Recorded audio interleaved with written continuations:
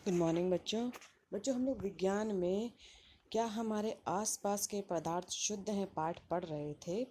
और पिछली कक्षा में हम लोगों ने भौतिक जो क्या कहते हैं पदार्थ हैं वो पढ़े थे, रासायनिक पदार्थ पढ़े थे। ठीक है, तो आज की कक्षा में हम लोग पढ़ेंगे कि शुद्ध पदार्थ के क्या प्रकार हैं, यानी कि what are the types of the pure substances. तो बच्चों, वैज्ञानिक दृष्टिकोण से जो शुद्ध पदार्थ में उपस्थित सभी कण जो होते हैं वो समान रासायनिक प्रकृति के होते हैं, यानी कि उनका जो भी कण, जिन कणों से ये मिल के बने हैं, उन सब में जो रासायनिक प्रकृति होती है बच्चों एक ही प्रकार की होती है। अर्थात एक शुद्ध पदार्थ एक ही प्रकार के कणों से मिलकर बना होता है। तो बच्चों, शुद्ध पदार्थों को तत्वों व यौगिकों में वर्गीकृत किया जा सकता है।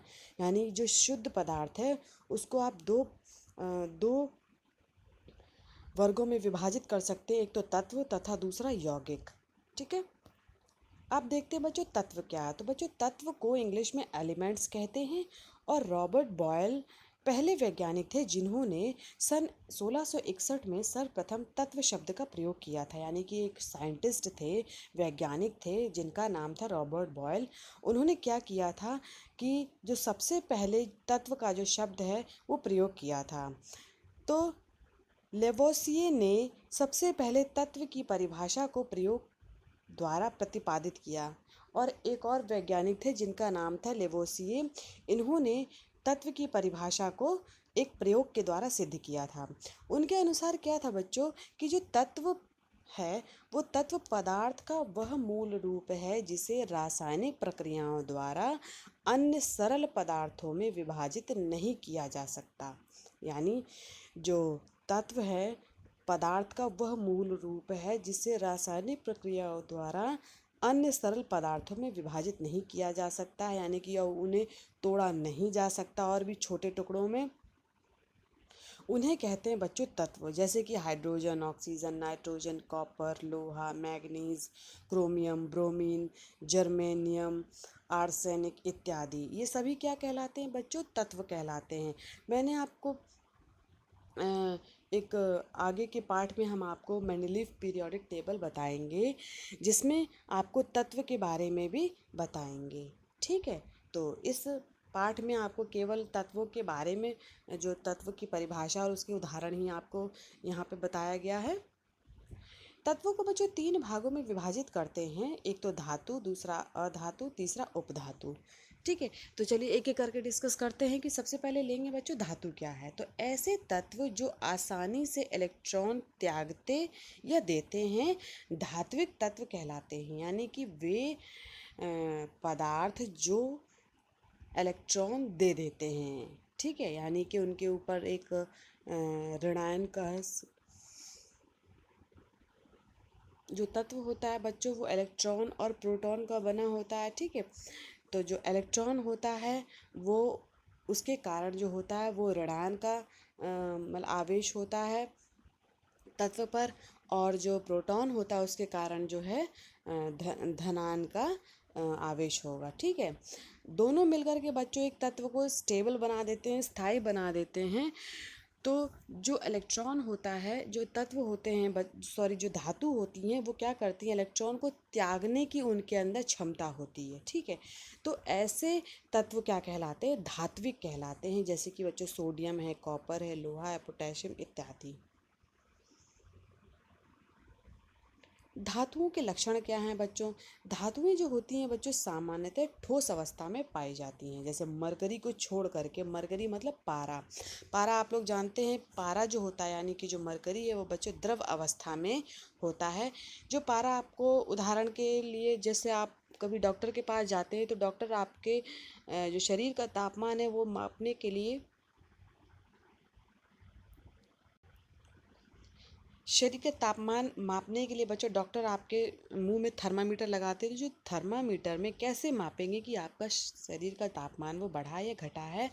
तो इसके लिए उसमें एक तत्व होता है मरकरी, ठीक है, यानी कि पारा। तो जैसे जैसे आपके शरीर का तापमान बढ़ता है वैसे वैसे पारा भी जो है वो जो उसका जो टेम्परेचर है वो बढ़ा हुआ दिखाता है शरीर का, ठीक है। तो लेकिन हमेशा जो ये तत्व मरकरी होती है बच्चों, ये द्रव अवस्था में ही पाई जाएगी, ठीक है। ये ऐसा एक धातु है जो कि द्रव अवस्था में ही पाया जाता है, ठीक। बच्चों, जो धातु होती है वो चमकीली होती है। ये ताप व विद्युत जो हैं उसके सुचालक होते हैं। ये तन्य यानी कि डक्टाइल होता है, अर्थात इन्हें आप खींच करके तार बना सकते हैं इनका, ठीक। ये आघात वर्धनीय होती हैं, अर्थात इन्हें पीट कर बच्चों इन्हें पीट करके लंबी पतली सी चादर बनाई जा सकती है, ठीक है। जो बच्चों अधातु होती हैं ये ऐसे तत्व होते हैं जो सरलता से इलेक्ट्रॉन ग्रहण कर लेते हैं। और धातु कौन सी थी? जो दे देते हैं इलेक्ट्रॉन। और अधातु होते हैं जो इलेक्ट्रॉन ले लेते हैं, उन्हें कहते हैं अधात्विक तत्व कहते हैं, जैसे कि क्लोरीन, नाइट्रोजन, ऑक्सीजन इत्यादि, ठीक है। अब बच्चों देखते हैं कि अधातु के लक्षण क्या हैं। तो बच्चों ये 3 अवस्थाओं में जो हैं पाई जाती हैं, ठोस, द्रव तथा गैस। बच्चों दूसरा पॉइंट है कि ये विभिन्न रंगों की होती हैं। उदाहरण के लिए जैसे सल्फर का रंग पीला होता है, फास्फोरस का रंग सफ़ेद होता है, ग्रेफाइट का रंग काला होता है, ठीक है। तो इस तरीके से ये तीनों अवस्थाओं में यानी कि सॉरी जो ये अलग अलग रंगों में ये पाई जाती हैं। इनमें कोई विशेष चमक नहीं होती है। ये ताप व विद्युत की कुचालक होती हैं और ये तन्य या आघात वर्धनीय नहीं होती हैं, यानी कि इनको आप खींच करके तार इनका नहीं बना सकते हैं। और सामान्यतया जो है जो आघात वर्धनीय यानी कि इनको आप पीट पीट करके इनकी पतली चादर नहीं बना सकते हैं, ठीक है। और ये सामान्यतः भंगुर होती, भंगुर यानी कि ये ब्रिटल होती हैं, ये टूट जाती हैं। नेक्स्ट आता है बच्चों उपधातु। तो कुछ तत्व धातु व अधातु दोनों के गुण को दर्शाते हैं, यानी कि ऐसे तत्व होते हैं जिनके अंदर जो है धातु के भी गुण पाए जाएंगे और अधातु के भी गुण पाए जाएंगे। तो इन्हें बच्चों उपधातु कहते हैं, जैसे कि बोरॉन है, सिलिकॉन है, जर्मेनियम है इत्यादि। अब आता है बच्चों उपधातु यानी मेटेलॉइड। ये तत्व जिनमें धातु व अधातु दोनों के रासायनिक गुणधर्म उपस्थित होते हैं उपधातु कहलाते हैं। आधुनिक मतानुसार वे तत्व जो भिन्न भिन्न रासायनिक क्रियाओं में इलेक्ट्रॉन ग्रहण करने या त्यागने दोनों की प्रवृत्ति रखते हैं उन्हें उपधातु कहते हैं। तो उपधातुओं की बच्चों संख्या जो है केवल 7 है, ठीक है। तो इस प्रकार आप याद रखेंगे कि उपधातुओं की संख्या कितनी है? 7 है। उदाहरण है जैसे आर्सेनिक है, एंटीमनी है, ठीक। अब देखते हैं जो तत्व हैं उनकी विशेषताएं क्या हैं। तो बच्चों प्रत्येक तत्व का सबसे छोटा स्वतंत्र कण जो होता है वो परमाणु होता है। समान तत्व के सभी परमाणु संगठन तथा गुण धर्म में समान होते हैं, यानी कि जो भी तत्व हैं उनके, जैसे कि सोडियम का आप तत्व ले लेते हैं तो उसके जितने भी परमाणु संगठन हैं या गुणधर्म है वो एक जैसे होंगे। भिन्न तत्वों के परमाणु भिन्न संगठन एवं गुणधर्म वाले होते हैं, यानी कि अगर अलग अलग तत्व हैं जैसे सोडियम ले लीजिए या पोटेशियम ले लीजिए तो इनके जो गुणधर्म है वो अलग अलग हैं और इनके विभिन्न जो है परमाणु संगठन भी होते हैं। अब तक ज्ञात जो है तत्व की संख्या बच्चों 118 है, जिनमें से 27 तत्व जो है मानव निर्मित तथा शेष जो है वो प्राकृतिक हैं, यानी कि जो आपको पता है कि जो ज्ञात हैं, यानी कि जो हम लोग जो वैज्ञानिक हैं उन्होंने जो डिस्कवर किए हुए हैं वो कुल 118 तत्व हैं। और जिनमें से जो 27 तत्व हैं बच्चों वो मानव के द्वारा बनाए हुए हैं, बाकी जो बचे हुए तत्व हैं वो प्रकृति के द्वारा हैं बनाए हुए हैं। तत्वों को भौतिक व रासायनिक विधियों द्वारा पुनः सरल पदार्थों में विभाजित नहीं किया जा सकता है, ठीक है। यानी कि इनको आप अगर भौतिक विधि लें या रासायनिक विधि लें तो इनको आप तोड़ नहीं सकते, ना तो विभाजित कर सकते हैं। इंपॉर्टेंट पॉइंट है बच्चों की भूपरिपटी में जो ऑक्सीजन सर्वाधिक मात्रा में पाई जाने वाला तत्व है तथा एल्यूमिनियम सर्वाधिक मात्रा में पाई जाने वाली धातु है, ठीक। तथा तीसरा सर्वाधिक मात्रा में पाया जाने वाला है ये हीरा व ग्रेफाइट भी है तत्व, ये कार्बन के अपर रूप हैं, यानी कि एलोट्रॉप्स हैं। ये क्या है, कार्बन के रूप है, यानी कि जो हीरा है ये एक तरीके का कार्बन है और ग्रेफाइट भी जो है जो एक तरीके का कार्बन है। ठीक है, अब देखते हैं बच्चों यौगिक क्या है। तो वे पदार्थ जो दो या दो से अधिक तत्वों के परमाणुओं के निश्चित अनुपात में रासायनिक संयोग से बनते हैं उन्हें यौगिक कहते हैं।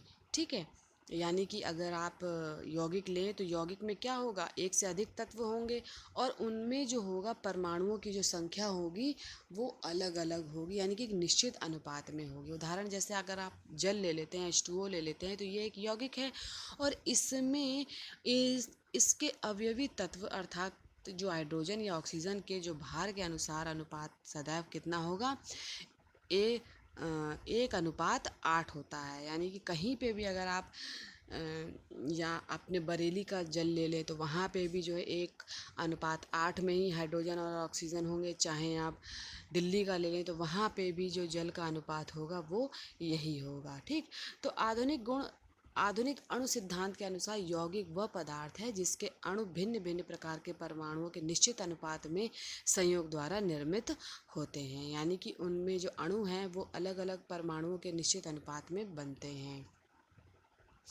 अब देखते हैं बच्चों की मुख्य यौगिकों के रासायनिक सूत्र क्या हैं। तो जल का जो रासायनिक सूत्र है वो हाइड्रोजन H2O है और इसमें जो उपस्थित तत्व हैं वो हैं हाइड्रोजन तथा ऑक्सीजन। कार्बन डाइऑक्साइड का CO2 है और कार्बन तथा ऑक्सीजन इसके उपतत्व हैं। साधारण नमक में NaCl है और तत्व इसमें सोडियम तथा क्लोरीन है। सल्फर डाइऑक्साइड में सल्फर है तथा ऑक्सीजन इसके तत्व हैं और सूत्र इसका SO2 है। सल्फ्यूरिक अम्ल में H2SO4 है, इसके जो तत्व हैं बच्चों वो सल्फर, हाइड्रोजन तथा ऑक्सीजन है।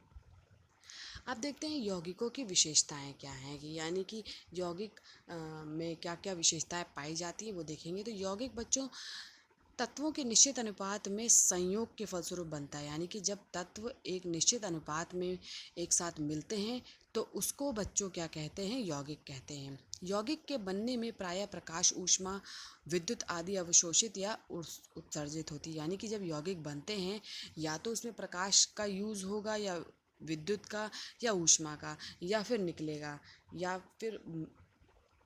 तो ऊष्मा निकलेगी या उसमें प्रयुक्त हो जाएगी। ठीक है, प्रत्येक यौगिक शुद्ध व समांगी पदार्थ होता है, यानी कि जो यौगिक होगा बच्चों शुद्ध भी होगा और समांगी होगा।